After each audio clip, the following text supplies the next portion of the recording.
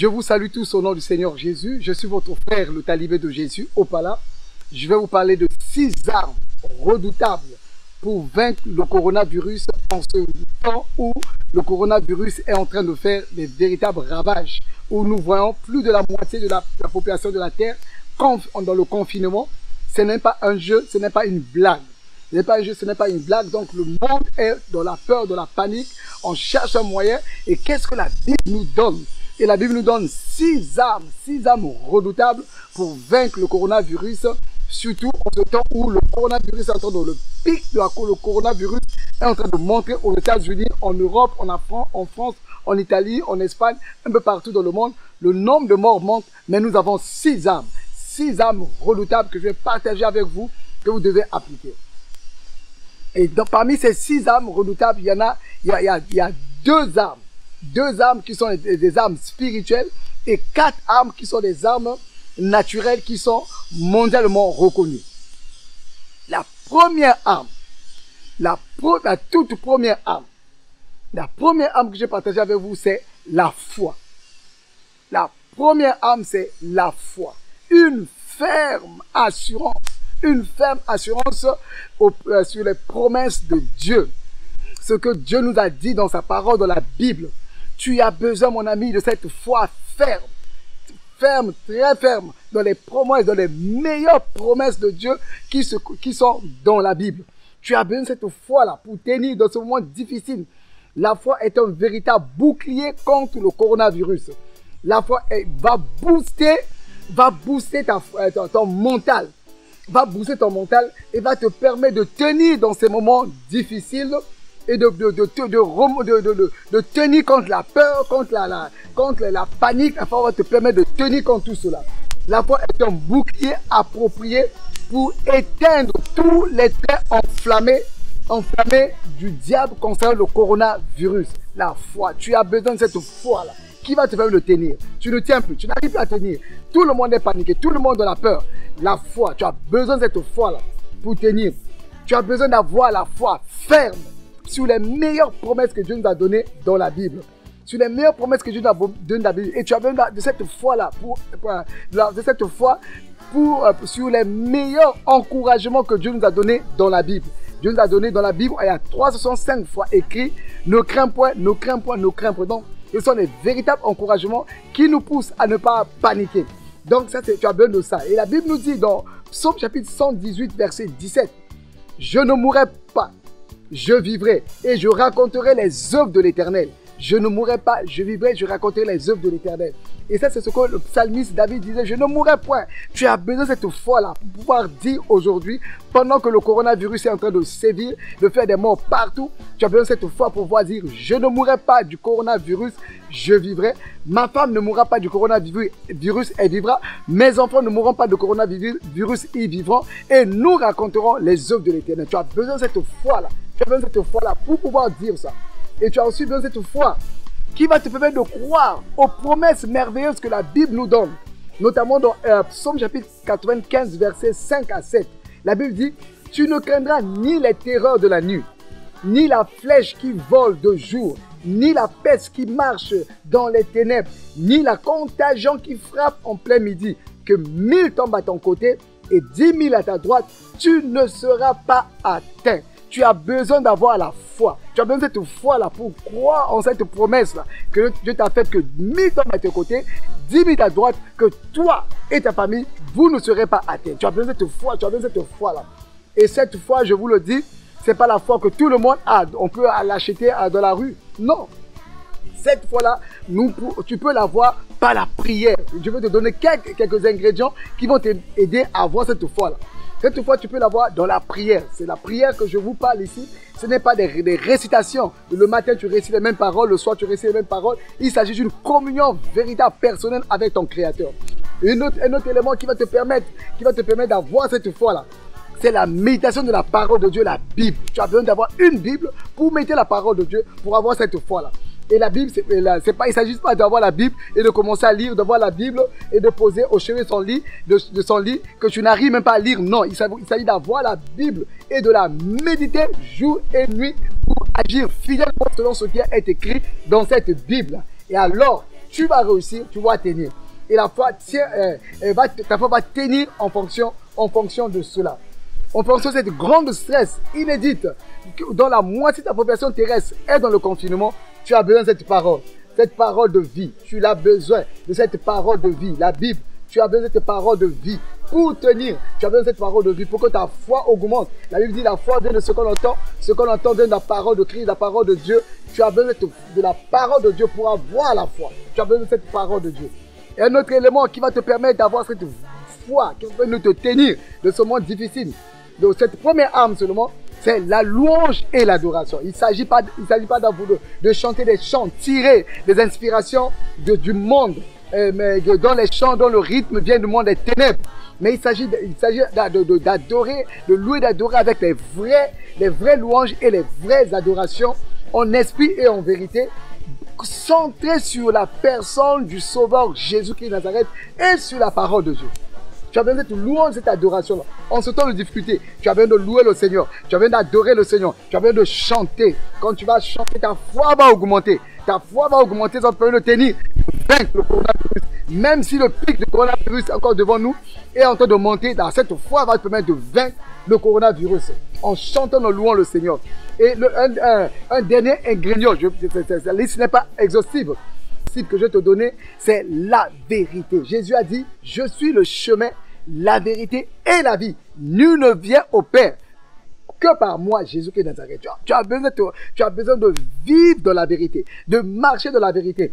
Le mensonge, en ce temps de grande confusion, le mensonge est en train de circuler partout dans les réseaux sociaux, partout le mensonge. Si ta foi est basée sur le mensonge, tu seras anéanti. Ta foi est basée sur le mensonge, ta foi ne t'apportera absolument rien. Notre foi est basée sur la vérité. Il ne s'agit pas de croire. Si les gens disent que non, ok, le coronavirus a été fabriqué par telle personne, a été inventé par telle personne pour tuer les gens, pour faire telle chose, pour éradiquer la population terrestre. Si tu crois à ces mensonges-là, ta foi-là ne te servira absolument à rien. Il faut croire à ce que la Bible dit. Et ce que la Bible nous dit, c'est que Jésus est le chemin, la vérité et la vie. Il ne s'agit pas de croire à un bâtiment, il ne s'agit pas de croire à une dénomination, il s'agit de croire en Jésus qui est la vérité. Tu as besoin de Jésus, mon ami. Tu as besoin de Jésus, mon ami. En ce temps difficile, si tu veux compter sur tes bonnes œuvres, là maintenant, à l'heure actuelle, les gens sont dans les hôpitaux, les gens sont enfermés, ils sont dans les hôpitaux, ils n'ont plus le temps. D'autres sont dans le coma, ils n'ont plus le temps de faire des bonnes œuvres. Ils n'ont plus le temps pour faire des bonnes œuvres. Tu n'auras plus le temps, mon ami, quand la mort frappe, tu n'auras plus le temps, mon ami, pour faire des bonnes œuvres, pour que tu puisses contrebalancer ta balance, pour que tu aies le salut. Non, tu n'auras pas ce temps-là. Tu n'auras pas ce temps-là. À l'heure actuelle, tu n'as pas ce temps. Maintenant, vous êtes dans le confinement, tu n'as pas le temps de sortir pour faire des bonnes œuvres. Tu n'en as pas. Tu n'as pas ce temps-là. Mais tu as besoin de Jésus-Christ. Tu as besoin de vivre dans la vérité. Tu as besoin de vivre, tu as besoin de croire que ce que nous avons été créés à l'image de Dieu. Et Dieu a une solution pour les problèmes de toute l'humanité, que Jésus est le sauveur de l'humanité. Pour cette vie présente et pour celle à venir. Nous avons des promesses de Dieu pour cette vie présente et pour la vie à venir. Tu as besoin de cette foi-là. Tu as besoin de cette grande foi. La foi au Sauveur, Jésus-Christ de Nazareth. Si tu ne le connais pas, mon ami, si tu entends parler de Jésus-Christ, ça t'énerve. Le nom Jésus-Christ t'énerve. Tu dis Jésus-Christ, tu assimiles Jésus-Christ aux églises, à ceux qui font le désordre dans différentes communautés. Il ne s'agit pas de ça, il s'agit de croire en Jésus. À l'heure actuelle, les églises sont fermées. Les gens ne sont même pas, c'est pas interdit, c'est fermé. Donc, si tu crois à un bâtiment, tu ne seras pas sauvé. Le bâtiment ne te sauvera pas, c'est pas écrit dans la Bible. Le bâtiment ne te sauvera pas, mais Jésus va te sauver. Tu as besoin d'avoir la foi au Sauveur de l'humanité, Jésus-Christ de Nazareth, lui seul, et lui seul pour te sauver. Si tu crois à un bâtiment, à une dénomination, cette dénomination ne va jamais te sauver, parce qu'à l'heure actuelle, les bâtiments sont fermés. Les bâtiments sont fermés, mais Jésus n'est pas fini de travailler. Il est tout ton sauveur. Tu avais cette foi-là. Mon ami, je te dis, je finis avec ce premier élément qui est capital, qui est la foi est un bouclier qui va te permettre d'éteindre tous les traits enflammés, toutes les mauvaises nouvelles concernant le coronavirus, tous les traits enflammés concernant le coronavirus. Si tu as la foi va te permettre de tenir, de résister par rapport à ça et d'éteindre complètement ces traits enflammés du diable concernant le coronavirus. Toute personne qui meurt du coronavirus meurt avant son temps. Toute personne qui meurt du coronavirus meurs avant son temps parce que le coronavirus, c'est venu d'une façon inopinée. Inopinée. Si tu meurs du coronavirus, tu es mort avant ton temps. Maintenant, je te dis de la part du Seigneur, tu as besoin de la foi pour tenir, pour résister, pour pouvoir dire, je ne mourrai pas. Je ne mourrai pas, je vivrai, j'annoncerai les œuvres de tes lèvres. La foi va te travailler mentalement, va te donner la force mentale. La foi va te donner la force mentale de pouvoir tenir et d'aller toujours de l'avant. Là, tu as besoin de cette foi-là pour tenir. Ça va booster ton mental, ça te permet d'aller de l'avant et de surmonter les montagnes. Mon ami, je vais te dire, l'Éternel m'a protégé des guerres, m'a protégé du terrorisme, m'a protégé du sida. Et l'Éternel aussi t'a protégé des guerres, t'a protégé du terrorisme, t'a protégé du sida, t'a protégé d'Ebola, t'a protégé du cancer, du SRAS, des accidents de tout genre, de la famine, de la sorcellerie, du maraboutage. L'Éternel, si tu mets ta confiance au Seigneur Jésus, ta foi en lui, il va te protéger également du coronavirus. Jésus est fidèle, il est capable de te guérir, de te libérer. Cette foi-là va te blinder mentalement, va t'aider à tenir et à surmonter au nom de Jésus-Christ. Deuxième élément, on va lire ça dans le livre, dans 1 Roi chapitre 19, verset 5 à 8, je lis. Il se coucha et s'endormit sous le genêt. Et voici un ange le toucha et lui dit, lève-toi, mange. Il regarda et il y avait à son chevet un gâteau cuit sur des pierres chauffées et une cruche d'eau. Il mangea et but, puis se recoucha. L'ange vint une seconde fois, le toucha et dit, lève-toi, mange, car le chemin est trop lent pour toi. Il se leva, mangea et but, et avec la force que lui donna cette nourriture, il marcha 40 jours et 40 nuits jusqu'à la montagne de Dieu à Horeb. Donc ici, on voit à 2 reprises, l'ange de l'Éternel s'approcha du prophète Élie et le réveilla et dit, lève-toi, mange. Lève-toi, mange. Et il dit, lève-toi, mange. Lève-toi, mange et lève-toi, mange. Car le chemin est trop long pour toi. En ce temps difficile du coronavirus, tu as besoin, deuxièmement, tu as besoin de bien manger et de bien boire. Bien manger et de bien boire. Manger et boire. Vous avez vu ce que l'ange a dit à Élie. Mange. Lève-toi, mange. En ce temps difficile, tu as besoin de manger et boire. De bien manger et de boire de l'eau. Et ici, tu vois, l'ange lui a dit, car le chemin est trop long pour toi. Ce pandémie, n'écoutez pas les prophètes de malheur, ces faux prophètes qui ne font qu'annoncer la fin du coronavirus. Ils rallongent encore. La semaine prochaine, fin du coronavirus. L'autre semaine, ils rallongent. N'écoutez pas ces gens-là. C'est pas du tout comme ça. Le coronavirus, ça prend, malheureusement, ça prend du temps jusqu'à ce que ça puisse finir. Mais en ce temps difficile, c'est une pandémie qui risque de prendre du temps. C'est un combat, il y a des combats qui prennent du temps. Donc quand le combat prend du temps, tu as besoin d'avoir de la force. Comme l'ange de l'Éternel a parlé à Élie, elle dit mange, lève-toi, mange, car le chemin est trop long pour toi. Et alors, il se leva, mangea et but. Avec la force que lui donna cette nourriture, il marcha 40 jours et 40 nuits jusqu'à la montagne de Dieu à Horeb. Donc, il a bien mangé, il a bien bu, il a eu la force, une nouvelle force. Et cette force qui lui a donné la nourriture qu'il a mangée de sa bouche, l'eau qu'il a bu lui-même. Après avoir bu ça, il a eu suffisamment de force pour marcher. Marcher à pied 40 jours et 40 nuits avec la nouvelle force. Mon ami, en ce temps difficile, tu n'as pas besoin de t'affaiblir physiquement, tu as besoin de bien t'alimenter. Dans le livre de 1 Roi 18, verset 4, la Bible dit, et lorsque Jézabel extermina les prophètes de l'Éternel, Abdias prit son prophète qu'il cacha 40 par 40 dans une caverne. Et il les avait nourris de pain et de l'eau. Donc, le prophète Abdias avait nourri les prophètes de pain et de l'eau. De pain et de l'eau. Donc, ils avaient besoin de manger, de boire, de pain et de l'eau. Jonathan, dans le livre de 1 Samuel 14, verset 27, verset 28, 29 à 30, on dit, Jonathan ignorait le serment que son père avait fait faire au peuple. Il avança le bout du bâton qu'il avait à la main, le plongea dans un rayon de miel et ramena la main à la bouche et ses yeux furent éclaircis. Verset 29 à 30. Et Jonathan dit, mon père trouble le peuple. Voyez donc Quand mes yeux se sont éclaircis, parce que j'ai goûté un peu de ce miel. Certes, si le peuple avait aujourd'hui mangé du butin et qu'il a trouvé chez ses ennemis, la défaite des Philistins n'aurait-elle pas été plus grande? Là, Jonathan a mangé. Quand il a mangé, on l'avait privé de repas. Il n'a pas mangé. Donc, quand lui, il a mangé, Jonathan, ses yeux sont éclaircis. Il a eu de nouvelles forces. Et il a regretté le fait que le peuple n'avait pas mangé, que son père avait donné un ordre que personne n'allait se nourrir. Et il dit, si le peuple avait mangé en ce moment-là, si le peuple avait mangé, la défaite des Philistins serait grande. En ce temps difficile du coronavirus, je te dis, mon ami, en ce temps difficile du coronavirus, mange et bois, mange bien et bois très bien. Je te dis, mange les fruits, mange les légumes, mange le miel, mange le gingembre, mange le nevada.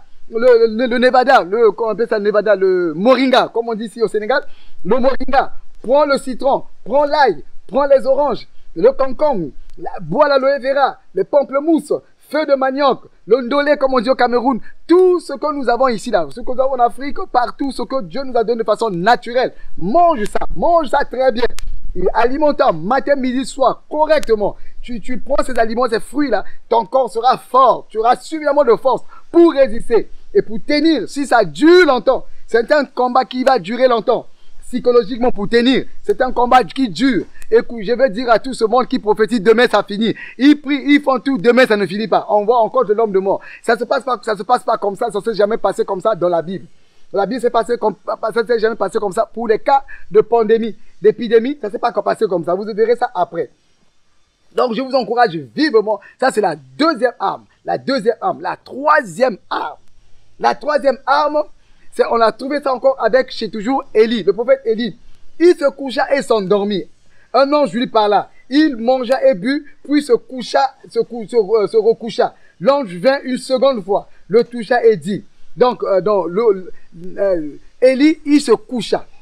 Donc il a dormi. La troisième arme, il faut bien dormir. Donc c'est vraiment très difficile, il faut bien dormir, c'est la troisième arme, bien dormir et bien se reposer, bien se relaxer, bien dormir et bien se relaxer. Parce que l'ange ne veut pas dire, si je dors, c'est pas spirituel. Non, Élie a dormi, l'ange lui a parlé.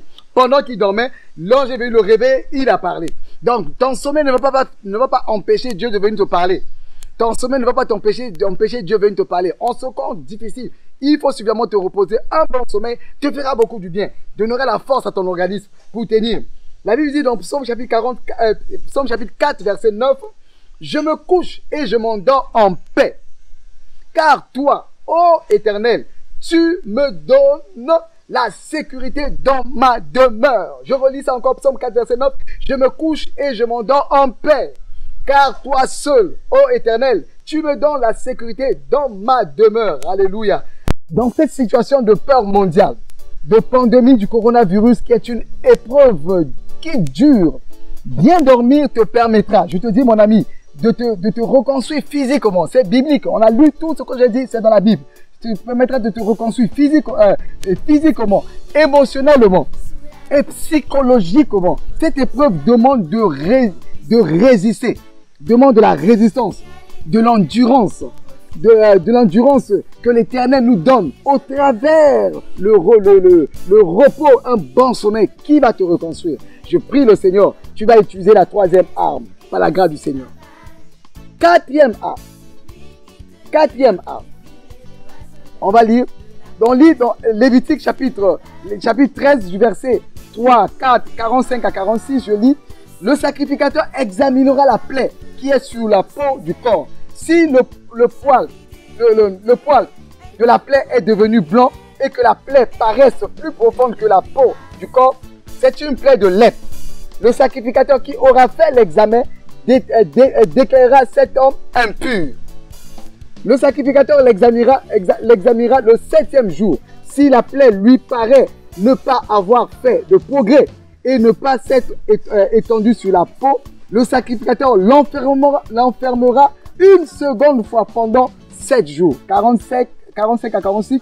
Le lépreux atteint de la plaie portera ses vêtements déchirés et aura la tête nue. Il se couvrira la barbe et criera impur, impur, aussi longtemps qu'il aura la plaie. Il sera impur. Il est impur. Il habitera seul. Il habitera seul. Sa demeure sera hors du camp. Donc vous voyez ici ce que la Bible dit, la quatrième arme. La quatrième arme ici, on voit celui qui était atteint de la lèpre. Donc c'est-à-dire aujourd'hui de l'épidémie, ceux qui étaient atteints de coronavirus devaient être mis en quarantaine.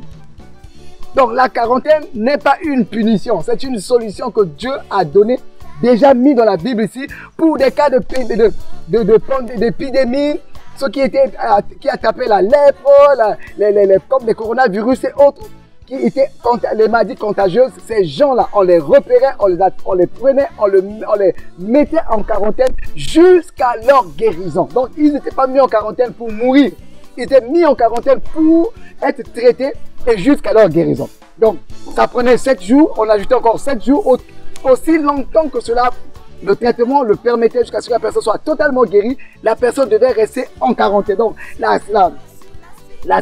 la quatrième arme que Dieu nous a donnée pour combattre l'épidémie de coronavirus, c'est la quarantaine. La quarantaine. Donc si tu es en quarantaine, ce n'est pas une punition, ce n'est pas une manque de foi pour toi. Pas du tout. Pas du tout, n'écoutez pas ces gens-là. Pas du tout, la Bible est claire. Si la personne est atteinte de lèpre, de lèpre d'une maladie contagieuse, la personne est mise en quarantaine.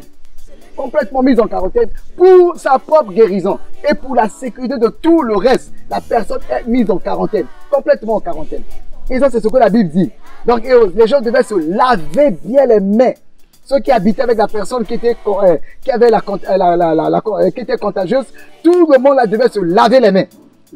Très bien se laver les mains, très bien laver leurs habits, très bien laver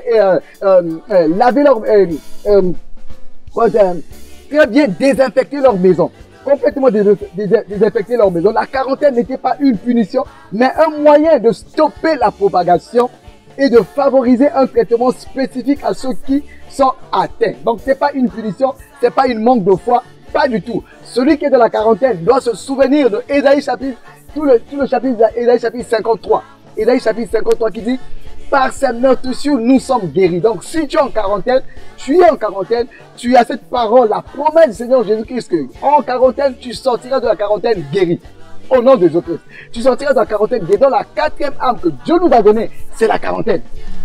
C'est la quarantaine. C'est la quarantaine. Ce n'est pas une punition, ce n'est pas une malédiction, ce n'est pas un jugement. C'est la quarantaine. C'est écrit dans la Bible, noir sur blanc, sur la Bible, la quarantaine. Donc tu vas en quarantaine, pas pour mourir en quarantaine, pour être guéri. Et tu pars en quarantaine avec la parole. Tu as besoin de cette parole de Ésaïe 53. Tu en as vraiment besoin, mon ami. Ésaïe 53, par ses meurtrissures, nous sommes guéris. Par les meurtrissures de Jésus-Christ de Nazareth, nous sommes guéris. Nous sommes guéris. Tu rentres en quarantaine. Si tu es touché par l'épidémie de coronavirus, je te dis, par les meurtrissures de Jésus-Christ, tu sortiras guéri. Les gens disent que beaucoup de gens qui sont atteints de coronavirus sortent guéris. Pourquoi pas toi? Tu sortiras guéri. Même si on dit peu de personnes sont guéries, que 1000 hommes à tes côtés, 10 000 de toi, tu ne seras pas atteint. Et si tu es atteint, tu as Ésaïe 53 qui dit: par les meurtrissures du Seigneur Jésus-Christ à la croix de Golgotha, nous avons la guérison. La guérison est pour toi. Tu vas recevoir la guérison de la quarantaine. Tu es atteint, tu sortiras guéri. Guéris cette maladie, tu es touché à la maison ou à l'hôpital, tu sortiras guéri au nom de Jésus-Christ. Tu as besoin d'Ésaïe 53 et tu as besoin de Jésus pour avoir cette guérison-là. Cinquième élément que la Bible nous donne ici, l'avant-dernier élément que la Bible nous donne ici, Ésaïe chapitre 26, verset 20. Ésaïe chapitre 26, verset 20. La Bible dit: va, mon peuple, entre dans ta chambre et ferme la porte derrière toi. Cache-toi pour quelques instants, jusqu'à ce que la colère soit passée. Ésaïe 26, verset 20 qui dit: va, mon peuple, entre dans ta chambre et ferme la porte derrière toi. Cache-toi pour quelques instants, jusqu'à ce que la colère soit passée. Mon ami, va te cacher.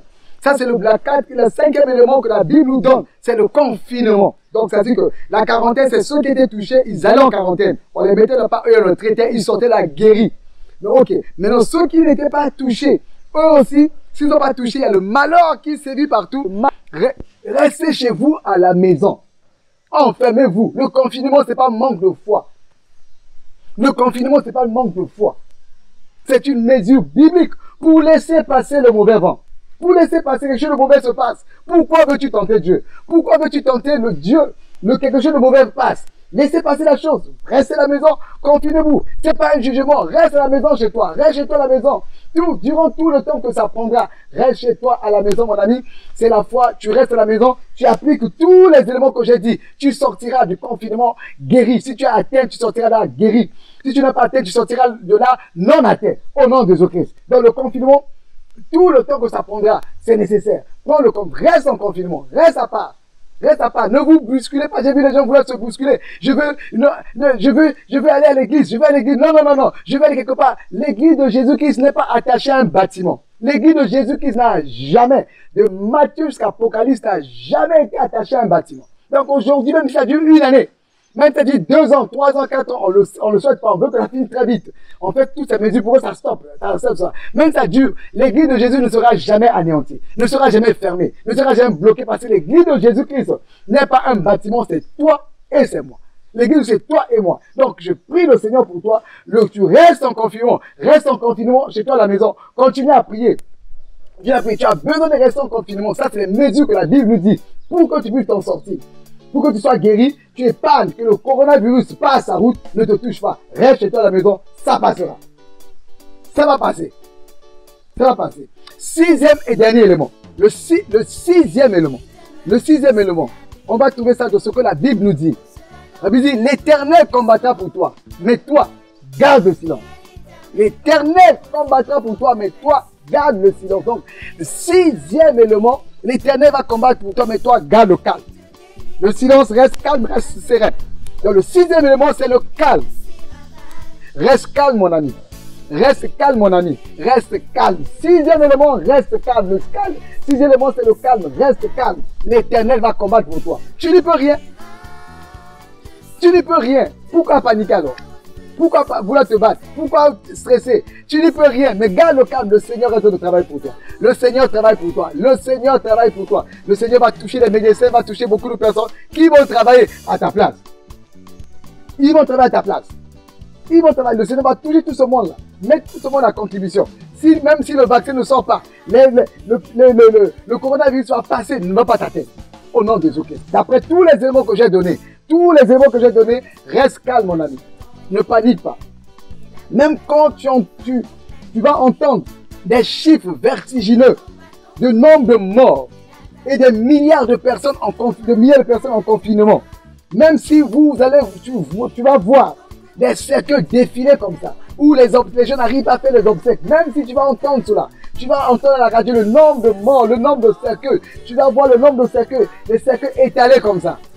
La panique peut venir, la peur peut venir. Garde le calme. Garde le calme. Pour vaincre le coronavirus, tu as besoin d'être calme. Garde le calme et sache-le que Dieu va combattre pour toi. Ta vie, tu ne seras pas dans ce cercueil. Le prochain cercueil là, ce ne sera pas ton cercueil. Garde le calme. Le prochain cercueil là, ce ne sera pas ton cercueil. Si tu suis les 6 éléments que je t'ai donnés, 6 éléments que je t'ai donnés, tous les 6 éléments que j'ai donnés, mon ami, si tu suis les 6 éléments que je t'ai donnés, tu ne seras pas dans ce cercueil. Tu ne seras pas dans ce cercle, tu ne seras pas dans ce cercle. Si tu suis les 6 éléments que je t'ai donnés, tu ne seras pas dans ce cercle. Je vais prier pour toi. Psaume 91, Isaïe 53, c'est pour toi et c'est pour moi. Que le coronavirus, il faut le savoir, reste calme. Le coronavirus va passer, passera. Calme-toi, ça va passer, ça finira. Ça passera son chemin. Tu continueras à vivre, le monde continuera à vivre. Le monde continuera à évoluer parce que Jésus-Christ viendra. Ce n'est pas encore la fin des temps. Ce n'est pas encore la fin des temps. Jésus va revenir. Le coronavirus va passer. Reste calme. Quelles que soient les nouvelles que tu entends, reste calme. Les messages qu'on t'envoie qui peuvent te déprimer, suis les messages. Suis les messages. Suis tout ce que je t'ai dit. Tout ce que je t'ai dit et tu vas avoir la victoire. Et le coronavirus sera vaincu au nom de Jésus-Christ de Nazareth. Le coronavirus sera vaincu au nom de Jésus-Christ de Nazareth. Je vais prier maintenant pour toi. Toi qui m'as écouté. En écoutant comme ça, ton cœur est vivement touché. Tu te dis, je veux avoir ces 6 armes. Mais je n'arrive pas à avoir ça. La clé pour avoir ces 6 armes-là, pour posséder ces 6 armes-là, ce sont les 2 armes spirituelles que je t'ai données. Les 2 armes spirituelles que je t'ai données, la foi. La foi, qui est une arme redoutable. Et le dernier élément, le calme que le Seigneur donne. La paix que Christ te donne, qui surpasse toute intelligence dans les moments difficiles. Tu as besoin de Christ. Tu as besoin de Jésus, mon ami. Viens à Jésus. Viens à Jésus. Viens à Jésus. Viens à Jésus. Tu as besoin de ces deux éléments, mon ami. Tu as besoin de ces deux éléments. Tu as besoin de ces deux éléments. Ces deux éléments qui vont te permettre d'avoir les quatre autres éléments, avec les quatre autres éléments et de vaincre le coronavirus. Même si le pic monte, tu ne seras pas dans ce cercueil. Tu ne seras pas dans ce cercueil. Tu ne seras pas dans ce cercueil-là. Ah, tu appliques les 6 éléments-là. Les 2 clés qui ouvrent, plus les 4. Et tu appliques les 4. Tu ne négliges rien. Tu ne négliges absolument rien. Je le répète. 1. La foi. La foi. 1. La foi. 2. Bien s'alimenter, bien manger en ce temps difficile pour booster son organisme. 3. Bien dormir et bien se reposer et pour se reconstruire. 4. Accepte tranquillement d'être en quarantaine. Accepter la quarantaine et respecter les mesures prises par les autorités partout. Respecte ces mesures-là. 5. Le confinement. Accepte le confinement. Ce n'est pas un jugement de Dieu. C'est une mesure normale, naturelle, biblique de la Bible pour stopper la propagation des pandémies, d'épidémies, pour stopper ça, pour barrer la route, pour que le nombre de morts ne continue pas à augmenter, pour stopper ça, le confinement. Et 6e élément, le calme. Le calme que le Seigneur Jésus donne. Je vais prier pour toi. Seigneur Tout-Puissant, je prie pour tous ceux qui ont écouté ce message. Je prie, Éternel, avec que tu puisses agir, que tu touches les vies des gens. Ceux qui ne te connaissent pas, Seigneur Jésus, qui viennent à toi, Seigneur. Ceux qui ne te connaissent pas, Jésus, qui viennent à toi, Seigneur. Ceux qui sont paniqués, ils ne savent plus quoi faire, où tourner. Je prie, Éternel, Amen, que tu touches leur cœur, que tu touches leur vie, que tu touches leur âme, que tu agisses efficacement et puissamment de leur vie. Seigneur, je prie que mon frère, ma soeur, ceux qui vont écouter ça, ils vont écouter ce message, ils ne coûteront pas pour être dans le cercueil. Le prochain cercueil, ce n'est pas leur cercueil. Je prie, Éternel, Amen, qu'ils puissent agir, que ta puissance puisse les toucher, qu'ils viennent à toi. Mon ami, tu m'as écouté. Si tu veux donner ta vie à Jésus, tu fais cette prière. Si tu veux donner ta vie à Jésus, tu fais cette prière avec moi. Tu viens avec moi. Seigneur Jésus, je viens à toi, tel que je suis. Dans cette circonstance de coronavirus m'a permis de te chercher. M'a permis de te chercher. Et je viens à toi, tel que je suis. Prends-moi tel que je suis. Pardonne mes péchés. Dieu Tout-Puissant, lave-moi, pardonne mes péchés. Aujourd'hui, je reçois dans mon cœur, le Seigneur Jésus comme mon Seigneur et mon Sauveur personnel. Aujourd'hui, je reçois Jésus dans mon cœur comme mon Seigneur et Sauveur personnel.